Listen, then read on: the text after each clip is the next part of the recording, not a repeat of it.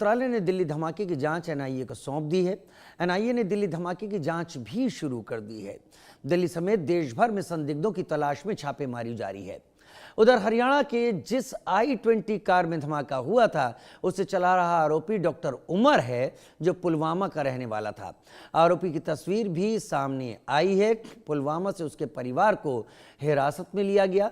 आरोपी का परिवार के डीएनए के साथ उसका मिलान किया जाएगा। उधर सूत्र बता रहे हैं कि लाल किले में धमाके में इस्तेमाल विस्फोटक की जांच रिपोर्ट भी आ गई है और फरीदाबाद से मिले विस्फोटक से मैच कर गई है। सूत्रों के मुताबिक विस्फोट में अमोनियम नाइट्रेट का इस्तेमाल किया गया। सबसे बड़ी बात यह है कि फरीदाबाद से मिले विस्फोटक और दिल्ली धमाके की तार पाकिस्तानी आतंकी संगठन जैश के साथ जुड़ने की आशंका भी जताई जा रही है। लेकिन बड़ी बात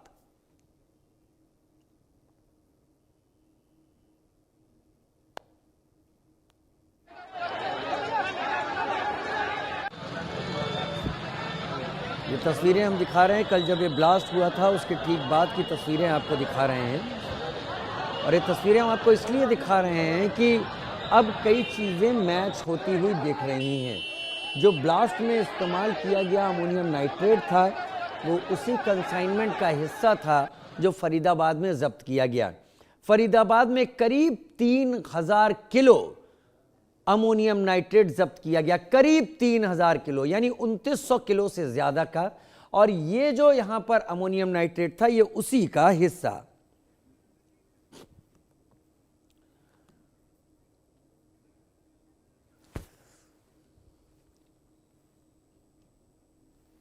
देश के सवाल की बात कर लेते हैं। इस घटनाक्रम के बाद क्या सवाल खड़े होते हैं? क्या दिल्ली में लाल किले के पास हुआ धमाका आतंकी साजिश ही है? क्या पाकिस्तान के आतंकी संगठन जैश-ए-मोहम्मद का इस धमाके में कोई हाथ है? पाकिस्तान ने दिल्ली में धमाका कर भारत को ऑपरेशन सिंदूर 2.0 के लिए उकसाया है। क्या फरीदाबाद से बरामद विस्फोटक और दिल्ली धमाके में कोई संबंध है? जो कि हम अभी आपको बता चुके हैं कि ये दोनों रिपोर्ट मैच कर गई हैं। वहां से लाल किले से मिला हुआ विस्फोटक और फरीदाबाद से मिला हुआ विस्फोटक। हमारे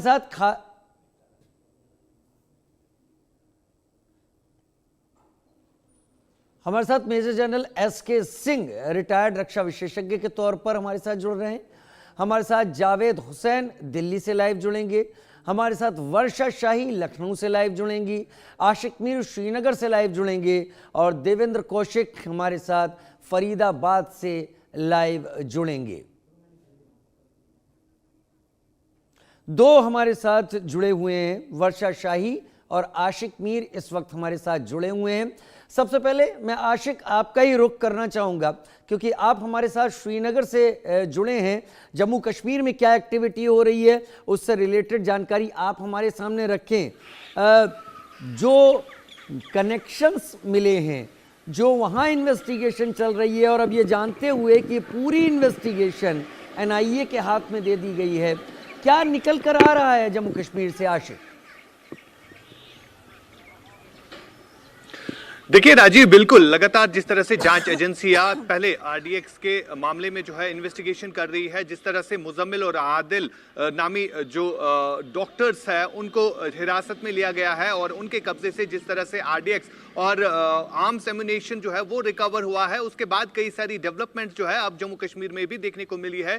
क्योंकि जिस तरह से उमर का नाम सामने आया है, उमर वही शख्स है जो सीसीटीवी में देखे गए हैं, उसी कार को लेते हुए जिस कार में ये विस्फोट जो है रखा गया था और कल शाम को जिस तरह से ये घटना अंजाम दी गई है, उसके बाद जम्मू कश्मीर में तमाम तर एजेंसियां जो है इस समय काम कर रही है। और हम इस वक्त भी खड़े पुलवामा में ही है जहां पर ये लगभग 3 ऐसे डॉक्टर्स हैं जिनका ताल्लुक पुलवामा से ही है। और हर एक के घर में हम गए जहां पर हमने फैमिली से भी बात की और फैमिली के कहने के मुताबिक जब हम सबसे पहले उमर के घर गए तो वहां पर उनके घर में जो उनकी फैमिली है उनसे हमने बात की तो उनके कहने के मुताबिक उमर ने ने जो है काफी टाइम से उनसे बात नहीं की थी, और जब आखिरी बात की थी तब यही कहा था कि मैं कुछ दिनों के बाद जो है घाटी वापस लौटूंगा। और उसके बाद उन्होंने जब खबर सुनी, कल सीसीटीवी में उनकी फोटो जो है वो कैच हुई और सोशल मीडिया पर काफी ज्यादा तस्वीर उनकी वायरल हुई, तो उसके बाद ही उनके घर से उनके पिता को भी पुलिस ने जो है डिटेन किया। और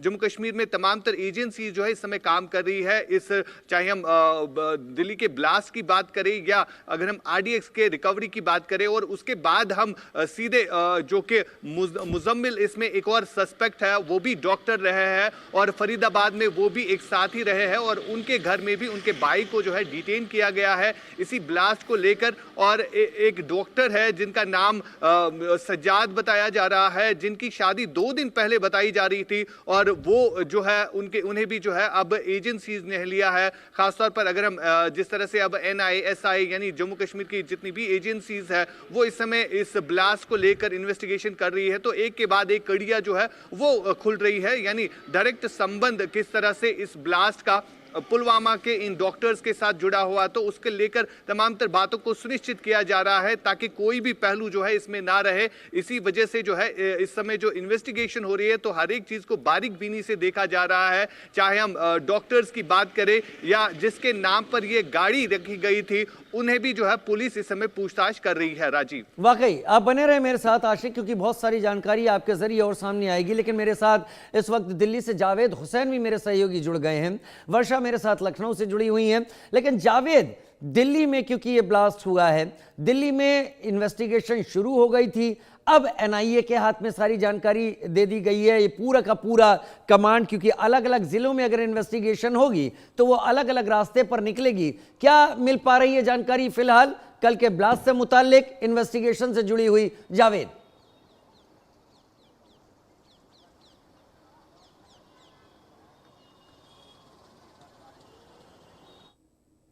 चलिए, जावेद से संपर्क मेरा अभी तक नहीं हो पाया है। मैं वर्षा आपका रुख करूंगा।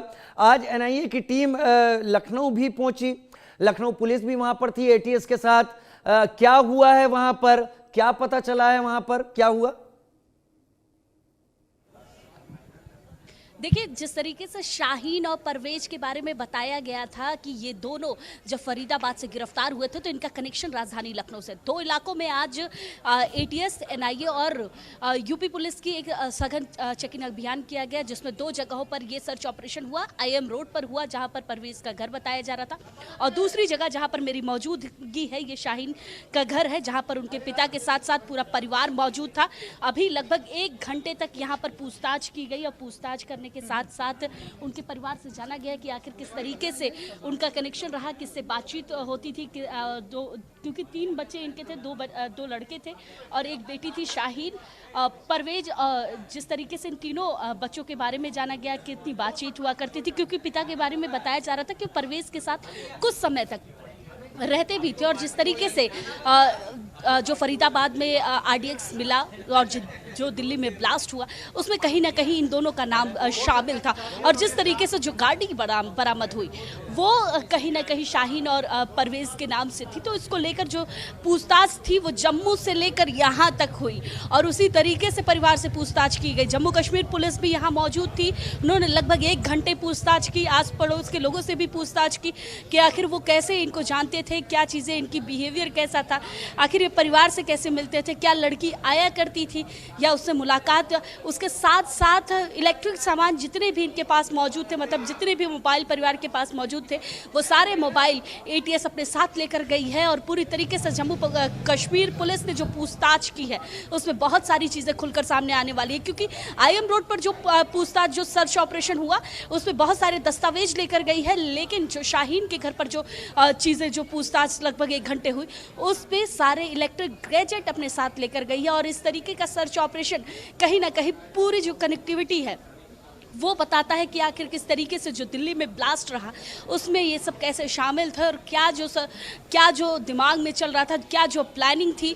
और प्लानिंग के साथ साथ, क्योंकि जब आस पड़ोस के लोगों से हमने बातचीत की तो ये पता चला कि परिवार में किसी से कोई मतलब नहीं रखा है। मतलब ये आस पड़ोस का आप इलाका देख रहे हैं और एक अंदर मतलब एकदम कोने में राजीव घर देखिए कि किस तरीके का घर है। अगर यहाँ से कोई निकलता भी है तो शायद आप सोचेंगे कि ऐसा कैसे घर है। ये कोने में ये कॉर्नर का घर है। ये कॉर्नर के घर से जो पिता है वो रहते थे और पूरा परिवार यहाँ रहता था। उसके साथ साथ ये आस पड़ोस के लोगों से इस तरीके का मतलब नहीं रखते थे। मतलब शाहीन के जो पिता थे वो बताया जा रहा है कि वो जिस तरीके से यहाँ मौजूद रहते थे, आस पड़ोस के लोग ये बता रहे थे कि इनसे बहुत ज़्यादा कोई मतलब लोग नहीं रखते थे, ये बहुत लोगों से बातचीत नहीं करते थे। लेकिन बेटी डॉक्टर थी, एक बेटा जो परवेज था वो भी डॉक्टर था इंटीग्रल यूनिवर्सिटी से। लेकिन इतनी बड़े ब्लास्ट में, इतनी बड़ी जो फरीदाबाद में RDX मिला उसमें इन दोनों का नाम था। इन दोनों की गिरफ्तारी हुई और जिस तरीके से गिरफ्तारी हुई, अब पूरी तरीके से ATS सघन चेकिंग अभियान के साथ साथ पूछताछ हर तरीके से कर रही है और ये जानने की कोशिश कर रही है कि आखिर इसके साथ साथ और क्या प्री प्लानिंग चल रही थी।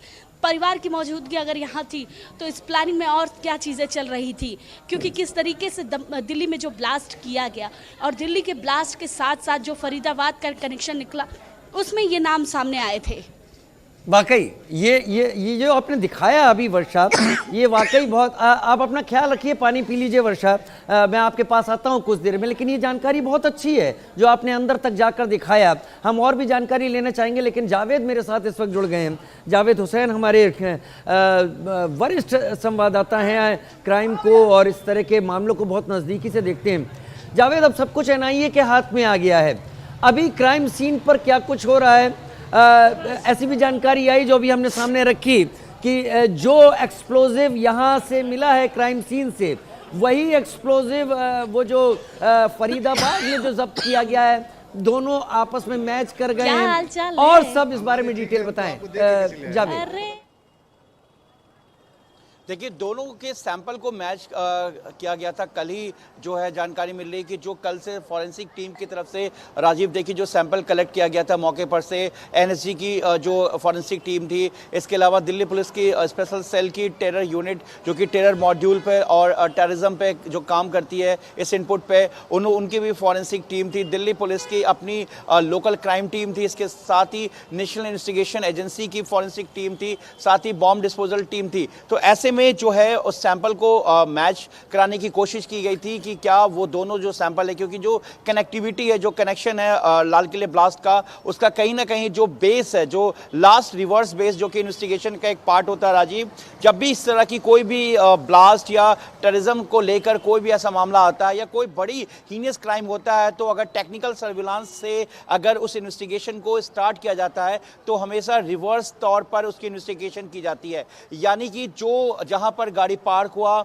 उसके बाद पहले ब्लास्ट, फिर पार्क के बाद गाड़ी का जो रूट जहां से स्टार्ट हुआ उसमें रिवर्स साइड से जो है वो हमेशा से होता है। और इसी तरीके से कल भी दिल्ली पुलिस की स्पेशल सेल और दूसरी एजेंसियों ने भी यही किया। लेकिन देखिए राजीव, जिस तरीके से अभी जो इंडिया न्यूज़ के पास जो नेशनल इन्वेस्टिगेशन NIA ने जो ये एक जो पासपोर्ट का ये जो एक जो आई कार्ड है जो डॉक्टर उमर का, देखिएगा इसमें अल-फलाह लिखा हुआ है। कल भी इंडिया न्यूज़ को ये स्पेशल इंफॉर्मेशन मिली थी कि डॉक्टर उमर 2-3 दिन तक, यानी कि जब डॉक्टर मुजम्मिल को गिरफ्तार किया गया, यानी कि आज मंगलवार का दिन है और शनिवार तक वो वहीं इंस्टीट्यूट में दिखा था, यानी कि शुक्रवार तक वो इंस्टीट्यूट में था, उसने क्लास भी ली थी, असिस्टेंट प्रोफेसर है उमर। उसके बाद अचानक से जो उमर है वो गायब हो गया। उसके पासपोर्ट की भी डिटेल सामने आई है और सुरक्षा कारणों से उसके जो नंबर है, हम लास्ट के नंबर्स को नहीं दिखाएंगे, और ये नंबर है जिस नंबर को वो इस्तेमाल कर रहा था उमर, और उस नंबर को लेकर जो है NIA अब उस नंबर के तमाम कॉल, चैट, यानी कि पिछले 6 महीने तक उस नंबर पे कितने कॉल्स किए गए, आउटगोइंग हुए कितने, इनकमिंग कितने हुए, उसमें कौन कौन से व्हाट्सएप ग्रुप हैं, कौन से फोटोज, कौन से वीडियो, किस तरीके के सोशल मीडिया प्लेटफॉर्म को इस्तेमाल किया गया, इंस्टाग्राम, फेसबुक, इन सब को दोबारा से रिसीव करने की कोशिश की जा रही है। और इसी नंबर का जो खुलासा NIA के टॉप सूत्रों के हवाले से ये नंबर सामने आया है जिसको डॉक्टर उमर इस्तेमाल कर रहा था। डॉक्टर उमर मुजम्मिल का बेहद करीबी था और डॉक्टर मुजम्मिल की बेहद करीबी थी डॉक्टर शाहिद शाहीन, जैसा कि मेरी सहयोगी वर्षा लखनऊ से बता रही है। और ब्रेजा कार को खरीदा गया था कुछ महीनों पहले, और वहां अल फलाह के ही जब हमने खुद बात की, इंडिया न्यूज़ के बिहाफ पे हमने बात की, तो पता चला ब्रेजा कार को कुछ महीनों पहले खरीदा गया, जिसको डॉक्टर मुजम्मिल बाकायदा इस्तेमाल करता था। यानी कि डॉक्टर शाहिदा शाहीन जो थी, उसने इस गाड़ी को डॉक्टर मुजम्मिल को दे रखा था। अब दूसरी बात राजीव, जो सैंपल है वो सैंपल जिस तरीके से अमोनियम नाइट्रेट कल 360 किलो जो डॉक्टर मुजम्मिल ने अल फलाह यूनिवर्सिटी के 200 मीटर के आगे दूरी पर एक मकान उसने ले रखा था, इस सामान को लेकर, इन तमाम चीज़ों को ठिकाने लगाने के लिए और वहाँ पर एक बेस बनाने के लिए। उसके अलावा अल फलाह यूनिवर्सिटी से करीब 7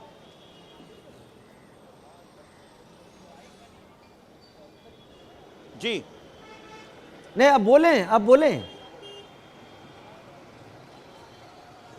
जो 7 से 8 किलोमीटर दूरी पर जो राजीव आप वहां पर उन्होंने एक बाकायदा एक रूम था जहां से हमने लाइव दिखाया था कि उस कमरे के अंदर 2563 यानी कि 2563 किलो जो है वो विस्फोटक रखा गया था। वो विस्फोटक था जो कहीं ना कहीं टेरर मॉड्यूल के लिए इसको इस्तेमाल होना था। और जिस गाड़ी को बाकायदा I-20 जो इस ब्लास्ट में लाल किला के गेट नंबर 1 के पास जो ब्लास्ट हुआ है, उस गाड़ी में भी एक्सप्लोजिव मिला था जो ब्लास्ट में इस्तेमाल हुआ है। अब ये टाइमर के साथ हुआ है या इसको रिमोट के जरिए इस्तेमाल किया गया है, इसको लेकर भी जांच चल रही है। और अब NIA जो देश की सेंट्रल एजेंसी, जिसने कई बड़े टेरर मॉड्यूल से लेकर कई बड़े गैंगस्टर्स और कई बड़े प्रतिबंधित आतंकी संगठन को लेकर बड़े ऑपरेशंस किए हैं, कई बड़े गैंगस्टर्स को, कई बड़े आतंकियों को विदेशों से लेकर भारत ठीक है, लाए हैं। मैं रुक करता हूं सत्यापन आपका। मेजर जनरल SK सिंह भी मेरे साथ इस वक्त जुड़े हुए हैं सीनियर डिफेंस एक्सपर्ट के तौर पर। मेजर जनरल SK सिंह, स्वागत करता हूं आपका। और इस बात को मैं जानता हूं कि एम्यूनिशन के मामले में जो आपकी एक्सपर्टीज है वो अधिकतर लोगों की नहीं होगी। कल जिस एम्यूनिशन का इस्तेमाल हुआ है, कल जो ब्लास्ट हुआ है और जो बरामदगी फरीदाबाद से हुई है, जिनमें क्राइम सीन से मिले हुए एविडेंसेस और फरीदाबाद में करीब 3 टन का जो अमोनियम नाइट्रेट मिला, वो मैच करते हुए दिखाई पड़ रहे हैं। क्या ये मिसहैंडलिंग के चलते हुआ ये इवेंट है पूरा का पूरा, ये टेररिस्ट इवेंट या एक्टिविटी, या फिर ये आपको लग रहा है कि इसी तरीके से प्लान किया गया था दिल्ली में दहशत फैलाने के लिए? देखिए राजीव जी, इस टाइप की जब भी घटना होती है तो ये बिना प्लानिंग के नहीं हो सकती है। अगर धमाका नॉर्मल कैजुअली वैसे ही करना है तो फिर कहीं भी हो सकता है।